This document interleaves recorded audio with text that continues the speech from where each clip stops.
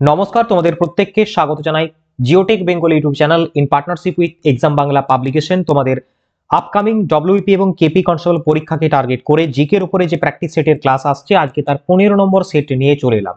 প্রত্যেকদিন সন্ধ্যে 7টায় বাছাই করা সেরা 30টি জিকে উইথ এক্সপ্লেনেশন সহযোগে তোমাদের পরীক্ষাকে টার্গেট করে ক্লাস আসছে। তো অনেকেই দেখছি ক্লাসগুলো খুব একটা বেশি ওয়াচ করছো না, কারণ জানি না কেন তোমরা দেখছো না। তোমরা হয়তো ভাববে যে পরীক্ষার দুদিন আগে আমি নিজেকে তৈরি করে নিতে পারবো। অনেকে আমি দেখেছি পরীক্ষার এক সপ্তাহ আগে, দুদিন আগে অনেক হ্যান্ত স্যান্ত হয়ে যায় ক্লাসগুলো দেখার জন্য। ওকে, তো এই রকম হয়ে কিন্তু কোনো লাভ নেই। পরীক্ষা তুমি দিচ্ছ, এখন থেকেই প্রস্তুতি নাও। 1-2 মাস যে সময়টা রয়েছে পরীক্ষার আগে, এইটাকে কাজে লাগাও, ঠিক আছে? অনেকে তোমরা ভাবো যে পরীক্ষার 15 দিন আগে পড়ে আমি বিশাল কিছু উদ্ধার করে দেবো, আলটিমেটলি ওইগুলো কিন্তু মানে প্রিপারেশন হয় না, ঠিক আছে? তো এই যে আমরা প্র্যাকটিস সেট গুলো করাচ্ছি, আজকে 15টা সেট নিয়ে এলাম। এর আগে আমরা 40টি ক্লাস করিয়েছি জিকের উপরে। এই ক্লাসগুলো বারবার করে দেখো, জিকে তোমাকে আর কোথাও যেতে হবে না, এইখানেই কভার আপ হয়ে যাবে। ওকে, তো আজকের ক্লাসটা আমরা শুরু করব। প্রথম প্রশ্ন কি রয়েছে দেখবো। প্রত্যেককে আমার রিকোয়েস্ট থাকবে প্রথম থেকে শেষ অবধি ক্লাসটা দেখবে আর বন্ধুর সাথে একটু শেয়ার করে দেবে। ওকে, তো প্রথম প্রশ্ন কি রয়েছে দেখে নাও। ফার্স্ট কোয়েশ্চেন বলছে, প্রেসের মুক্তিদাতা হিসেবে কে পরিচিত? Bentinck, Macaulay, Hastings, Metcalfe. তো এই ক্ষেত্রে দেখো সঠিক উত্তর হবে কোনটা? আমাদের সঠিক উত্তর হবে অপশন ডি, চার্লস মেটাকফকে আমরা বলে থাকি প্রেসের মুক্তিদাতা। এখানে অপশন এ তে রয়েছে, দেখো আমি অনেক কিছু এখানে এক্সপ্লেন করে দেবো, তোমরা খাতা পেন নিয়ে অবশ্যই প্রত্যেকে বসবে। দেখো বেন্টিঙ্ক রয়েছে প্রথমে, উইলিয়াম বেন্টিঙ্ক। উইলিয়াম বেন্টিঙ্ক মানে আমাদের প্রথমে মস্তিষ্কে কি আসবে? 1829 সাল। কেন স্যার? কারণ 1829 সাল ইম্পর্টেন্ট। কি জন্য বলে দিচ্ছি তোমাদের। এই সময়টায় সতীদাহ প্রথা রদ করা হয়েছিল লর্ড উইলিয়াম বেন্টিঙ্কের সময়, এবং তিনি 1828 সালে যখন গভর্নর জেনারেল হয়ে ভারতে এলেন, সেই সময় ভারতে দেখতে পেলেন অন্যতম নবজাগরণের পথিক রাজা রামমোহন রায় সমাজের বিভিন্ন কুসংস্কার, যেমন তোমাদের বহু বিবাহ, সতীদাহ প্রথা, বাল্য বিবাহ ইত্যাদি, এই সমস্ত বিষয়গুলোকে নিশ্চিহ্ন করে দেওয়া একটা সামাজিক সংস্কারমূলক কাজের জন্য তিনি কিন্তু প্রয়াস করছেন। তো তাকে সাহায্য করলেন 1829 সালে সতীদাহ প্রথা অ্যাবলিশ করে কে?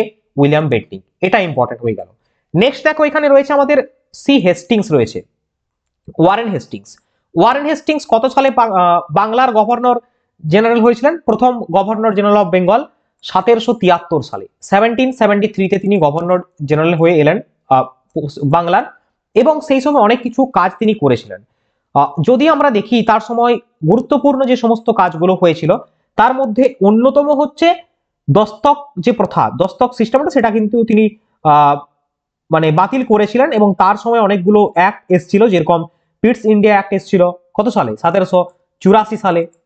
আচ্ছা, 1774 সালে, 1774 সালে রোহিলা যুদ্ধ হয়েছিল তার সময়। 1784 সালে কি হয়েছিল? উইলিয়াম জোনসকে সাপোর্ট করেছিলেন এশিয়াটিক সোসাইটি প্রতিষ্ঠার জন্য, বেঙ্গল এশিয়াটিক সোসাইটি 1784, মনে আছে? তো এইগুলো ইম্পর্টেন্ট এই হেস্টিংস এর সময়। আরো অনেক কিছু তিনি করেছিলেন, ঠিক আছে, যার মধ্যে মোস্ট ইম্পর্টেন্ট তোমাদের যে পয়েন্টগুলো হয় সেগুলো আমি বলে দিলাম। এরপরে আমরা এই মুক্তিদাতা, প্রেসের মুক্তিদাতা সম্পর্কে ডিটেলসটা একটু অবশ্যই দেখব। দেখো স্যার চার্লস মেটাকফকে ভারতীয় সংবাদপত্রের মুক্তিদাতা বলা হয়। তিনি 1835 থেকে 1836 পর্যন্ত ভারতের গভর্নর জেনারেল হিসেবে দায়িত্ব পালন করেছিলেন। তিনি সংবাদপত্রের স্বাধীনতার উপর আরোপিত বিধিনিষেধ তুলে নিয়েছিলেন, এবং 1835 সালের 15ই সেপ্টেম্বর থেকে ভারতীয় প্রেসের স্বাধীনতা প্রাপ্তি হয়। আর ভারতের ভাইসরয় লর্ড লিটন দেশীয় মুদ্রণ আইন ব্রিটিশ ভারতে এবং ভারতীয় ভাষার প্রেসের স্বাধীনতা হ্রাস করার জন্য 1878 সালে তৈরি করা হয়েছিল এই আইনটি। চলো নেক্সট, পরবর্তী কোশ্চেন। শ্রমের অবস্থার উন্নতির জন্য ভারতে প্রথম ফ্যাক্টরি অ্যাক্ট কার কোন ভাইসরয়, এটা কোন ভাইসরয় হবে? কোন ভাইসরয় শিপের অধীনে প্রবর্তিত হয়? তো এটা হয়েছিল লর্ড রিপনের সময়। Option C is the correct answer. এই মুহূর্তে লর্ড রিপনের একটা প্রশ্ন বেশ আসে যে আমার কাজ দিয়ে নয় আমাকে আমার কথা দিয়ে নয়, আমাকে আমার কাজ দিয়ে বিচার করুন বা যাচাই করুন, এরকম একটা উক্তি তিনি রেখেছিলেন লর্ড রিপন, এবং এটা বারবার তোমাদের পরীক্ষাতে আসে। দেখো 1881 সালে প্রথম কারখানা আইন বা কারখানা অ্যাক্ট পাস হয়। শিক্ষার অগ্রগতি পর্যালোচনা করার জন্য 1882 সালে উইলিয়াম হান্টার কমিশন নিয়োগ করে। ইলবার্ট বিল 1883 সালে এসেছিল। সিভিল সার্ভিসের প্রবেশের বয়স 21 বছর করা হয়েছিল তার সময়। ওকে, চলো নেক্সট, পরবর্তী প্রশ্ন। কত তারিখে ব্যারাকপুরে ব্রিটিশ অফিসারদের উপর হামলার দায়ে মঙ্গল পান্ডেকে ফাঁসিতে ঝোলানো হয়েছিল? 1857 সালের মহাবিদ্রোহ নিয়ে তোমাদের আগের দিনও ক্লাসে আমি প্রশ্ন দিয়েছিলাম।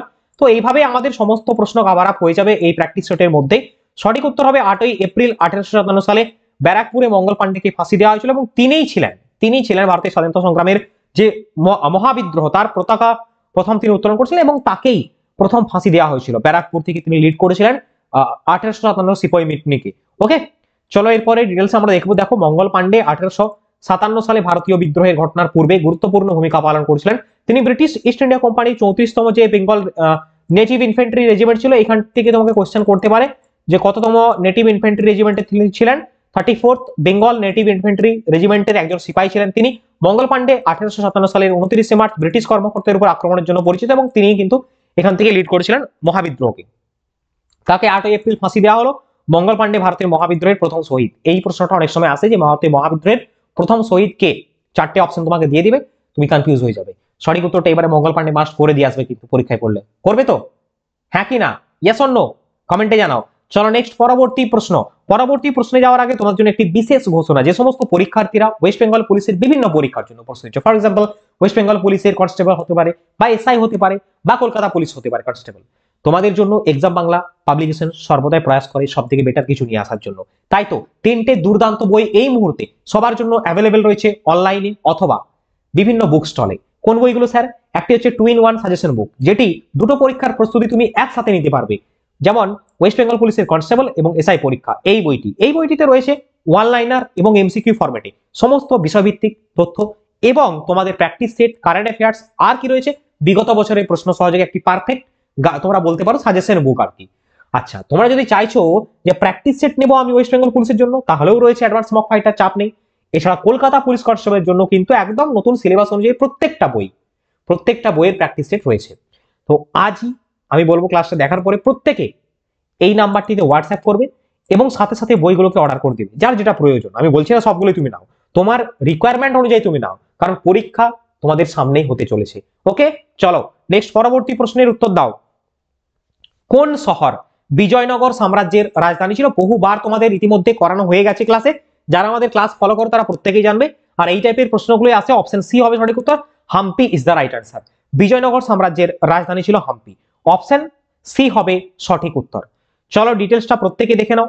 উত্তর কর্ণাটকে অবস্থিত। কোথায় অবস্থিত? উত্তর কর্ণাটকে অবস্থিত একটি শহর ছিল হাম্পি। হাম্পি হচ্ছে হিন্দু এবং জৈন ধর্মের একটি বিখ্যাত তীর্থক্ষেত্র। এই শহরটি কোথায় ছিল? তুঙ্গভদ্রা নদীর তীরে অবস্থিত ছিল।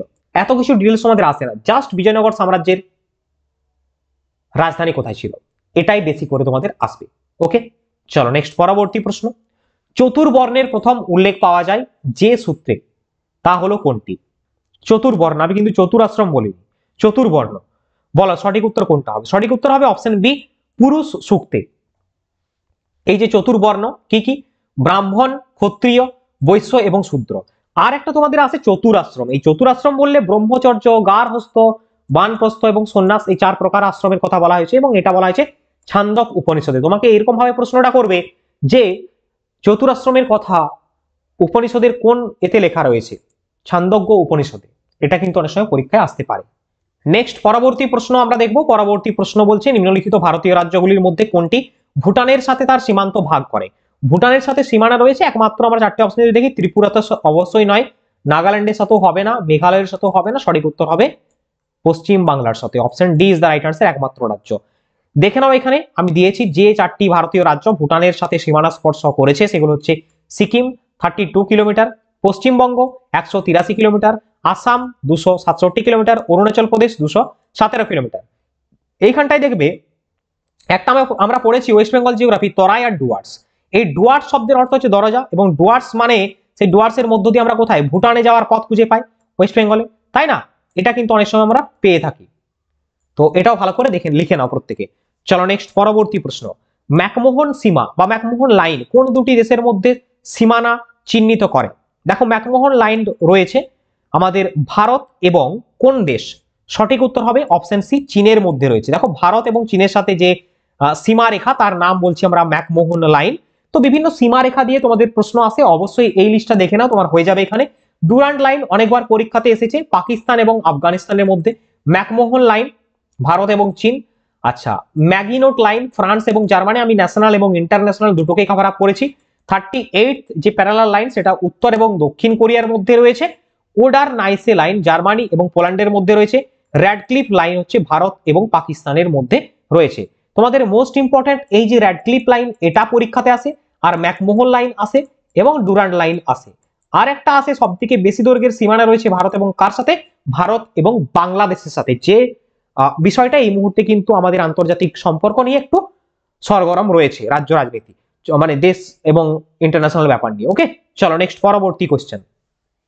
ভারতের সবচেয়ে বড় ব্যাঘ্র সংরক্ষণ কেন্দ্র কোনটি? ভারতের সব থেকে বড় ব্যাঘ্র সংরক্ষণ কেন্দ্র, তোমাদের টাইগার রিজার্ভ এলেই মাথায় রাখতে হবে অনেকগুলো পয়েন্ট, যেরকম Nagarjuna Sagar Srisailam tiger reserve, option B is the right answer, কারণ এটাই ভারতের বৃহত্তম টাইগার রিজার্ভ বা সব থেকে বড় টাইগার রিজার্ভ। খুব ভালো হয়ে গেল এখানটায়। আরো বর্তমানে অনেকগুলো টাইগার রিজার্ভের বিষয় আমার মাথায় আসবে, কেন স্যার? কারণ এই মুহূর্তে ভারতে 57টি টাইগার রিজার্ভ রয়েছে। কটি বললাম? 57টি। যখন আমি তোমাদের ক্লাসে পড়াচ্ছি ততক্ষণ পর্যন্ত, আগামীকাল হয়তো আবার আসতে পারে নতুন টাইগার রিজার্ভ। তো তোমাকে জানতে হবে কি, আমি বলে দিচ্ছি, প্রত্যেকে লিখে নাও, এখান থেকে অনেকগুলো প্রশ্ন আসে। নাগার্জুন সাগর শ্রীশৈলম যে টাইগার রিজার্ভ, এটা কোথায় অবস্থিত? অন্ধ্রপ্রদেশ রাজ্যে অবস্থিত। এর আয়তন কত? 1200 কিমি স্কোয়ার। আচ্ছা, জিম করবেট টাইগার রিজার্ভ কোথায় অবস্থিত? উত্তরাখণ্ডে। লিখে নাও প্রত্যেক, আমি দিন এখানে বলে দিচ্ছি তোমাদের। সাতপুরা টাইগার রিজার্ভ, সতপুরা হচ্ছে মধ্যপ্রদেশে।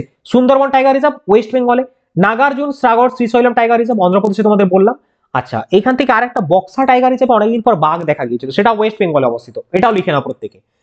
আর একটা লিখো তোমরা, প্রজেক্ট টাইগার কবে লঞ্চ করা হয়? প্রজেক্ট টাইগার লিখে নাও। প্রজেক্ট টাইগার লঞ্চ করা হয় 1973 সালে, 1973। অনেকবার পরীক্ষাতে আসে এইগুলো। ওকে, আচ্ছা, আর একটা তুমি বিষয় লিখো তো, 3টা পয়েন্ট বলে দেবো এখানে। ভারতের 55তম, 56তম এবং 57তম টাইগার রিজার্ভ। 55তম টাইগার রিজার্ভ লিখে নাও প্রত্যেকে, রাজস্থানের ধোলপুর কারৌলি টাইগার রিজার্ভ। আর 56তম হচ্ছে ছত্তিশগড়ের গুরু ঘাসিদাস তামর পিংলা টাইগার রিজার্ভ। 57তম টাইগার রিজার্ভ হচ্ছে কোনটা? মধ্যপ্রদেশের রাতাপানি টাইগার রিজার্ভ। যদি কেউ শুনতে না পাও, বুঝতে না পারো, আর একবার একটু পিছিয়ে ভিডিওটা দেখে নাও, এ তো ক্লাস আমাদের অনলাইনে সুবিধা তো এটাই, হ্যাঁ না? চলো নেক্সট পরবর্তী কোশ্চেন। প্রাচীন পলিগঠিত উত্তরের সমভূমির বৃহত্তম অংশ কোনটি? খাদার, ভাঙ্গার, তরাই, ভাবর। একদম ইজি কোশ্চেন। প্রাচীন মানে কি আসবে? প্রাচীন মানে আসবে ভাঙ্গার, এবং নবীন মানেই খাদার, তাই না? Option B. তো নবীন পলিগঠিত অঞ্চলকে আমরা খাদার বলি। এই কনসেপ্টটা কাজে লাগিয়ে তুমি যে কোনো প্রশ্ন ডিল করতে পারবে, এই টাইপের, এইখান থেকে যে প্রশ্নটা হয়। প্রাচীন পলিগঠিত অঞ্চল ভাঙ্গার নামে পরিচিত। আচ্ছা, নেক্সট পরবর্তী প্রশ্ন। বঙ্গোপসাগর বরাবর পশ্চিমবঙ্গের উপকূলীয় দৈর্ঘ্য কত কিলোমিটার? বঙ্গোপসাগর বরাবর পশ্চিমবঙ্গের উপকূলীয় দৈর্ঘ্য, চারটে অপশনের মধ্যে রাইট অ্যান্সার হবে আমার অপশন এ, 157 কিলোমিটার। এখান থেকে আমাদের বেশ কিছু প্রশ্ন হয় উপকূল নিয়ে। দেখো, ভারতের মোট কয়টি রাজ্য উপকূলে রয়েছে? 9টি রাজ্য রয়েছে। সব থেকে বেশি দৈর্ঘ্যের উপকূলীয় সীমানা কার? গুজরাটের। আচ্ছা, আরো একটা প্রশ্ন হয়, ভারতের মোট উপকূল রেখার দৈর্ঘ্য কত? 7516.6 কিমি। একদম অ্যাকুরেট বলবো আমি এখানটায়, প্রত্যেকে লিখে নাও এইগুলো। 7516.6 কিলোমিটার ভারতের মোট উপকূল রেখার দৈর্ঘ্য। ওকে, চলো নেক্সট পরবর্তী প্রশ্ন। ভারতীয় সংবিধানের 19 নম্বর ধারায় ভারতের প্রত্যেকটি নাগরিকের জন্য মোট কত প্রকারের স্বাধীনতার কথা বলা হয়েছে? তো 7 রকমের স্বাধীনতার কথা বলা হয়েছে। Option C is the right answer, এবং 7টা স্বাধীনতা আমি দিয়েছি সম্ভবত এখানটা, দেখে নাও যদি রয়েছে, আদারওয়াইজ না করলে হবে। ভারতীয় সংবিধানের পার্ট 3-তে 12 থেকে 35 ধারায় মৌলিক অধিকার আছে। 19 নম্বর, সমস্ত নাগরিককে বাক স্বাধীনতা এবং মত প্রকাশের নিশ্চয়তা দেওয়া হয়েছে। বাক এবং মত প্রকাশের স্বাধীনতা ভারতীয় সংবিধানের পার্ট 3 অন্তর্ভুক্ত 6টি স্বাধীনতার অধিকারগুলির মধ্যে একটি।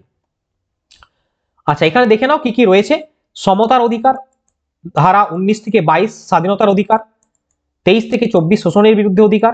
ধারা 25 থেকে 28 স্বাধীনতার অধিকার, এবং ধারা 29-30 সাংস্কৃতিক ও শিক্ষার অধিকার। আর 32 নম্বর সাংবিধানিক প্রতিবিধানের অধিকার। তো এই যে আর্টিকেল গুলো রয়েছে, কত নম্বর আর্টিকেলে কি বলা হয়েছে, টোটালি 6টি স্বাধীনতার অধিকার বলা হয়েছে, সেইগুলো অবশ্যই মাস্ট তোমাকে কিন্তু মনে রাখতে হবে।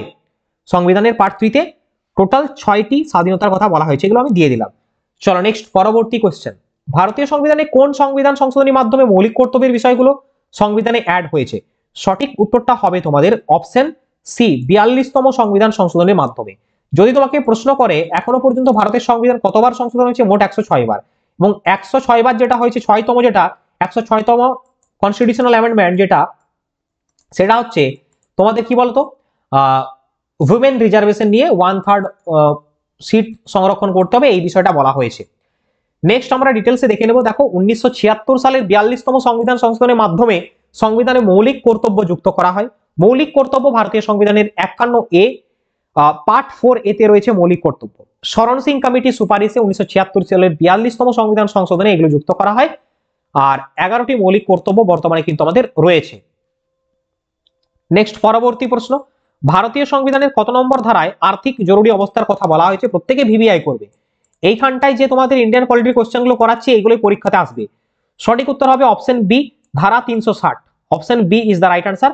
360 নম্বর আর্টিকেল কি বলা হয়েছে? ফাইন্যান্সিয়াল ইমার্জেন্সি, যেটা আমাদের দেশে এখনো পর্যন্ত একবারও চালু হয়নি। তোমাকে অনেকবার ঘুরিয়ে পেঁচিয়ে ট্র্যাপে ফেলার জন্য না এই কোশ্চেনটা করবে যে ভারতে মোট এখনো পর্যন্ত কতবার আর্থিক জরুরি অবস্থা জারি করা হয়েছে? একবারও হয়নি। বাট ন্যাশনাল ইমার্জেন্সি 3বার হয়ে গেছে, আর স্টেট ইমার্জেন্সি বিভিন্ন রাজ্য অনুযায়ী বহুবার হয়েছে। তো এখানে প্রত্যেকটি আর্টিকেল দেখে নাও। 360 নম্বর আর্টিকেলে রয়েছে আর্থিক জরুরি অবস্থা, ফাইন্যান্সিয়াল ইমার্জেন্সি। 352 নম্বর আর্টিকেল রয়েছে জাতীয় জরুরি অবস্থা, ন্যাশনাল ইমার্জেন্সি। আর 356 নম্বর আর্টিকেল রাষ্ট্রপতি শাসন, যেটা হচ্ছে স্টেটের উপর রাষ্ট্রপতির শাসন বলা হয়, সেটাকে বলা হয়ে থাকে রাষ্ট্রপতি শাসন।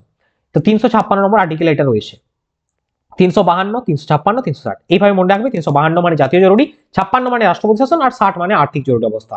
আচ্ছা, ধারা 160 নির্দিষ্ট কিছু পরিস্থিতিতে গভর্নরের কার্যাবলী সম্পাদন করার কথা বলা হয়েছে এই 160 নম্বর ধারাতে। নেক্সট পরবর্তী প্রশ্ন, মার্বেল পাথরের রাসায়নিক উপাদান কি? আমরা চলে এলাম জেনারেল সায়েন্সের কোশ্চেনে। সঠিক উত্তরটা হবে মার্বেল পাথরের রাসায়নিক উপাদান কি? তো বা তোমাকে জিজ্ঞেস করতে পারে মার্বেল পাথরের রাসায়নিক নাম কি? এইভাবে কোশ্চেনটা ঘুরিয়ে ফিরিয়ে আসে। সঠিক উত্তর ক্যালসিয়াম কার্বনেট হবে। Option A is the right answer. এখানে দেখে নাও প্রত্যেকে, CaCO3 ক্যালসিয়াম কার্বনেট হচ্ছে রাসায়নিক উপাদান মার্বেল পাথরের। নেক্সট পরবর্তী প্রশ্ন, বিবর্তনবাদের ধারণাটি কে দিয়েছিলেন? সঠিক উত্তরটি হবে তোমাদের Darwin. Option C is the right answer. বিবর্তনবাদের ধারণা দিয়েছিলেন ব্রিটিশ বিজ্ঞানী, প্রাকৃতিক নির্বাচনবাদ বলতে পারি ওনাকে আমরা, যেটা হচ্ছে অরিজিন অফ স্পিসিস 1859 সালে এটা প্রকাশিত হয় এবং চার্লস ডারউইন দিয়েছিলেন এই বিবর্তনবাদের ধারণা। নেক্সট, কোন পদার্থটি তাপের সুপরিবাহী কিন্তু তড়িতের অন্তরক? তো তাপের সুপরিবাহী তড়িতের অন্তরক অভ্র mica is the correct answer. Option A হবে সঠিক উত্তর। দেখো, অভ্র পদার্থটি তাপের সুপরিবাহী কিন্তু তড়িতের অন্তরক। অভ্রের মধ্যে বিদ্যুতের কোনো পরিবাহীই নেই যে মাধ্যমে ট্রান্সফার হতে পারে বিদ্যুৎ। অভ্রের মধ্যে কোনো মুক্ত ইলেকট্রন নেই, এটি বিদ্যুতের খারাপ পরিবাহী বা ব্যাড কন্ডাক্টর। ওকে, আচ্ছা, বিসমাথ এখানটায় অপশন সি রয়েছে না, বিসমাথ। দেখো বিসমাথ মানে কি বলতো? বিসমাথ হচ্ছে একটি রাসায়নিক উপাদান, যেটা হচ্ছে কত নম্বর তার পারমাণবিক সংখ্যা সেটা অনেক সময় জিজ্ঞেস করে, 83, কারণ এটা পরীক্ষাতে এসেছে অনেকবার। বিসমাথের রাসায়নিক প্রতীকটা মনে রাখো BI। ওকে, চলো নেক্সট পরবর্তী প্রশ্ন, ড্যাশ হলো পিডিএফ এর সম্পূর্ণ রূপ? মানে পিডিএফ এর আলটিমেটলি ফুল ফর্মটা জানতে চেয়েছে। এখন পিডিএফ এর সাথে সম্পূর্ণভাবে প্রত্যেকটা স্টুডেন্ট পরিচিত, তাই তো, পড়াশোনা পারপাসে। সঠিক উত্তর হবে তোমাদের portable document format. Option C is the right answer. Option C হবে সঠিক উত্তর। নেক্সট পরবর্তী প্রশ্ন, IBM যেটা হচ্ছে ইন্টারন্যাশনাল বিজনেস মেশিন, তোমাকে এইটা দিয়ে ফুল ফর্ম জিজ্ঞেস করবে অনেকবার, তুমি এটা জেনে গেলে এখানে, বাট তোমাকে বলতে হবে এটা কত সালে প্রতিষ্ঠিত হয়। বলো সঠিক উত্তর কোনটা হবে? সঠিক উত্তর হয়ে যাবে অপশন ডি, 1911 সালে এটা প্রতিষ্ঠিত হয় IBM। নেক্সট, পশ্চিমবঙ্গের কোন জেলায় আরাবাড়ি ফরেস্ট প্রজেক্ট লঞ্চ করা হয়? যেটা হচ্ছে জয়েন্ট ফরেস্ট ম্যানেজমেন্টের অন্তর্গত 1980 সালে আসে। ওয়েস্ট মিদনাপুর মানে পশ্চিম মেদিনীপুরের আরাবাড়িতে এই প্রজেক্ট লঞ্চ করা হয়। Option C is the correct answer. বহুবার পরীক্ষায় প্রশ্ন এইভাবে ঘুরিয়ে ফিরিয়ে তোমাকে দেবে। ঠিক আছে, নেক্সট পরবর্তী কোশ্চেন, ভারতীয় জাতীয় জাদুঘর কোথায় অবস্থিত? দেখো, আমি তোমাদের কিন্তু প্রশ্নের উত্তরের পাশাপাশি অনেক বিষয় এইখানে লেখা রয়েছে, আবার অনেক বিষয় তোমাকে আমি বলে দিচ্ছি। যেরকম বললাম তোমাদের এই যে জয়েন্ট ফরেস্ট ম্যানেজমেন্ট 1980 সালে, আরাবাড়ি প্রকল্প পশ্চিম মেদিনীপুরে, যৌথ যে বন ব্যবস্থাপনা ইত্যাদি, এই সমস্ত বিষয়গুলো তোমাকে কিন্তু লিখতে হবে, আদারওয়াইজ তুমি কিন্তু পারবে না মনে রাখতে। পরীক্ষার আগে তোমাকে একবার রিভিশন করতেই হবে জিকে, নাহলে তুমি পারবে না। শুধু জিকে নয়, ম্যাথ, ইংলিশ সমস্ত কিছুই। নেক্সট পরবর্তী প্রশ্ন, ভারতীয় জাদুঘর যেটা হচ্ছে জাতীয় জাদুঘর ন্যাশনাল মিউজিয়াম, সেটা কোথায় অবস্থিত? দিল্লি, ব্যাঙ্গালোর, চেন্নাই, পাটনা। জাদুঘর নিয়ে অনেকগুলো পয়েন্ট তোমাদের আমি দেবো, এখানটা দেখে নেবে। সঠিক উত্তর হবে দিল্লিতে অবস্থিত। Option A is the right answer. ভারতীয় জাতীয় জাদুঘর দিল্লিতে অবস্থিত। দেখো, ভারতের বৃহত্তম জাদুঘর হচ্ছে ন্যাশনাল মিউজিয়াম কলকাতা, এটা হচ্ছে বৃহত্তম জাদুঘর। কেন্দ্রীয় জাদুঘর কর্তৃপক্ষ নতুন দিল্লিতে অবস্থিত। বিশ্বের সবচেয়ে বড় জাদুঘর হচ্ছে ব্রিটিশ মিউজিয়াম লন্ডনে অবস্থিত। ভারতের জাতীয় জাদুঘরটি নতুন দিল্লিতে অবস্থিত। ওকে, চলো নেক্সট পরবর্তী প্রশ্ন, বিজয় সিং একজন বিখ্যাত গলফ খেলোয়াড়, তোমাকে বলতে হবে তিনি কোন দেশের খেলোয়াড়। ওকে, এই প্রশ্নটা সম্ভবত তোমাদের একটা পরীক্ষাতে ওয়েস্ট বেঙ্গলে ডেফিনেটলি এসেছিল। সঠিক উত্তরটা হবে তোমাদের অপশন ডি, ফিজি।